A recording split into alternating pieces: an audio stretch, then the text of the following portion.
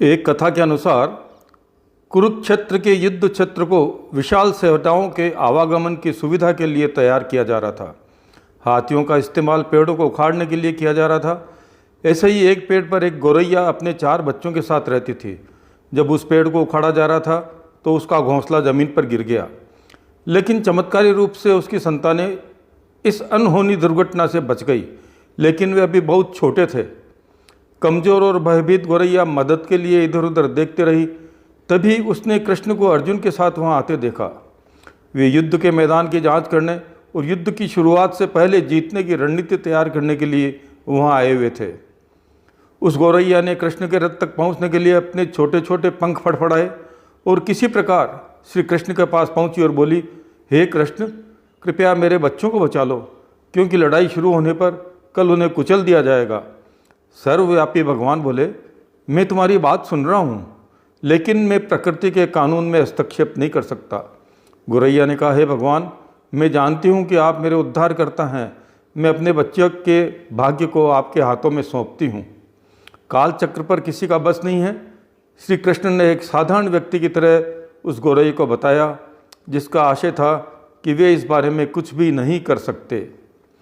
गौरैया ने विश्वास और श्रद्धा के साथ कहा, प्रभु, आप कैसे और क्या करते हैं यह मैं नहीं जानती।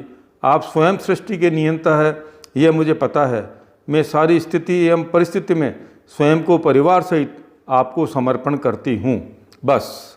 गौरैया ने अपने पंखों को श्री कृष्ण के आगे फैलाया और फिर अपने घोंसले में निश्चिंत होकर चली गई। 2 दिन बाद शंख के उद्घोष के साथ युद्ध शुरू हुआ। कृष्ण ने अर्जुन से कहा कि अपने धनुष और बाण मुझे दो। अर्जुन चौंका, क्योंकि कृष्ण ने युद्ध में कोई भी हथियार नहीं उठाने की कसम ली थी। मुझे आज्ञा दे भगवान, अर्जुन ने दृढ़ विश्वास के साथ कहा। मेरे तीरों के लिए कुछ भी अभेद्य नहीं है। श्री कृष्ण ने चुपचाप अर्जुन से धनुष लेकर एक हाथी को निशाना बनाया, लेकिन हाथी को मारकर नीचे गिराने के बजाय तीर हाथी के गले की घंटी में जा टकराया और एक चिंगारी सी उड़ी। अर्जुन ये देखकर अपनी हंसी नहीं रोक पाए कि कृष्ण एक आसान सा निशाना कैसे चूक गए। क्या मैं प्रयास करूं? अर्जुन ने स्वयं को प्रस्तुत किया। उसकी प्रतिक्रिया को नज़रअंदाज करते हुए कृष्ण ने उसे धनुष वापस दिया और कहा कि अब और कोई कार्रवाई की आवश्यकता नहीं है। लेकिन केशव, आपने हाथी को तीर क्यों मारा? अर्जुन ने पूछा।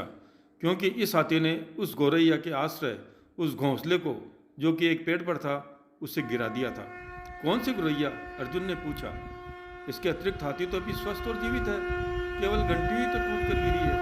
अर्जुन के सवालों का अनदेखा करते हुए कृष्ण ने उसे कहा, युद्ध का दिया जाए। युद्ध शुरू हुआ। अगले 18 दिनों में कई जानें चली गई। अंत में पांडवों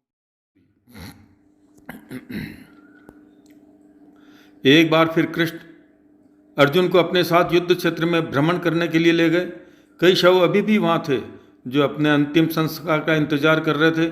जंग का मैदान गंभीर अंगों और बेजान शरीरों और मृत हाथियों से अटा पड़ा था। कृष्ण एक निश्चित स्थान पर रुके और एक घंटी जो कि हाथी पर बांधी जाती थी उसे देखकर विचार करने लगे। उन्होंने कहा, अर्जुन, क्या तुम मेरे लिए इस घंटी को हटा सकते हो? निर्देश बिल्कुल सरल था, परंतु अर्जुन के समझ में आया नहीं। कृष्ण उसे एक धातु के टुकड़े को रास्ते से हटाने के लिए क्यों कह रहे हैं, बार बार ये सोचने लगा।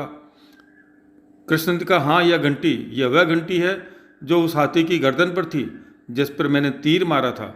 अर्जुन बिना किसी और सवाल के भारी घंटी उठाने के लिए नीचे झुका। जैसे ही उसने इस घंटी को उठाया, उसमें से 1, 2, 3, 4 और 5 4 युवा पक्षियों और उसके बाद एक गौरैया उस घंटी से बाहर निकले। बाहर निकलकर माँ और छोटे पक्षी श्री कृष्ण के इर्द गिर्द मंडराने लगे एवं बड़े आनंद से उनकी परिक्रमा करने लगे। 18 दिन पहले काटी गई एक घंटी ने पूरे परिवार की रक्षा की। मुझे क्षमा करे कृष्ण, अर्जुन ने कहा। आपको मानव शरीर में देखकर और सामान्य मनुष्यों की तरह व्यवहार करते हुए मैं ये भूल गया था कि आप कौन हैं।